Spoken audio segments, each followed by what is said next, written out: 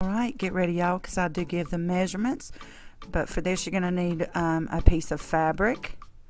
And I've got that right here, and you can see I have done mine 8 by 8 inches. You can do this any size you want. You can make them bigger, smaller, rectangle, square, triangle, it doesn't matter.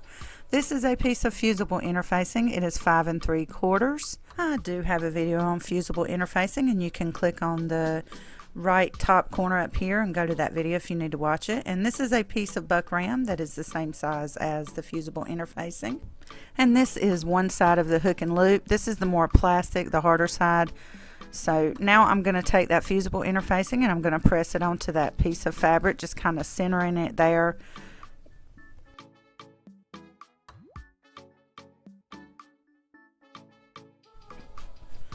And now that I've got that done, you can see it's on there. I'm going to set that aside, and we're going to start getting this hook and loop ready. And I'm just making it slightly smaller than the piece of buckram, and I'm going to cut out enough to fit. I can't really tell you, you know, if you do your measurements different, or if your hook and loop is a different size, it may come out with different numbers of strips here. So you just have to do it till it fits. Just put as many pieces on there until it you know, pretty much fits on there is what I'm saying. Alright, so once I've got all the hook and loop strips cut out, I'm going to just sew each one on there, just using a straight stitch going all the way around all 4 sides of each strip of hook and loop. And don't forget to like, share, and subscribe. And when you subscribe, hit that little bell so you get notified when I upload new videos. I upload a sewing tutorial or a crafting or cooking tutorial once a week. And that's usually on Tuesdays. We like to call it Twisted Tuesdays around here. So just be on the lookout for those new videos every Tuesday.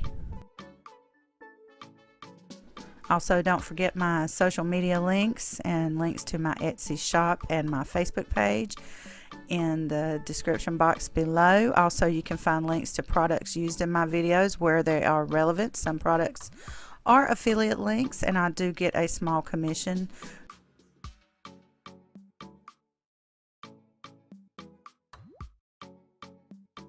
And be sure that you do a little back stitch at the beginning and the end of each one of these. You don't want those coming loose. That hook and loop is kind of thick, so you know, if you're not doing a back stitch, it's going to come off. So that's what it looks like once you've got that there. Now we're just going to sew that hook and loop piece onto the fabric and the interfacing piece. And that is a really quick step, and then we'll move on to the next step.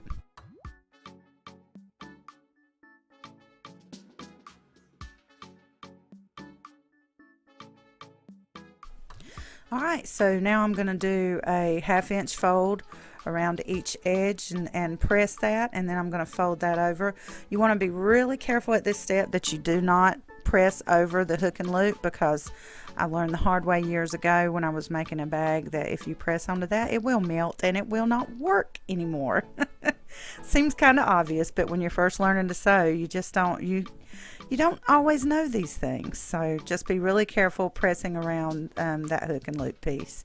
So now I'm just going to sew around that edge just to give it a nice neat finish. If you want, you can get all fancy with the corners here.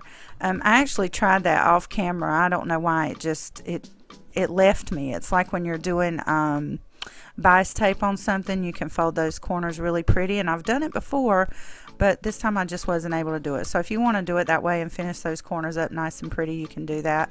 Also, if you want to, you can put a loop on it, kind of like a pot holder, so that you can hang it somewhere when you're not using it. I was gonna do that step in this video and just completely forgot about it.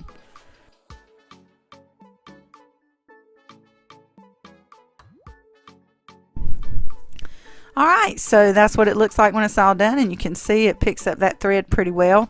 You can even use it on the floor, you know, especially if you got carpet. I've got carpet in my little craft room here, and this is going to come in really handy. And plus, twisting, my daughter loves to pick the thread off, so if you got somebody with a little bit of OCD, you don't have to worry about cleaning it up yourself. Peace, y'all. Bye-bye.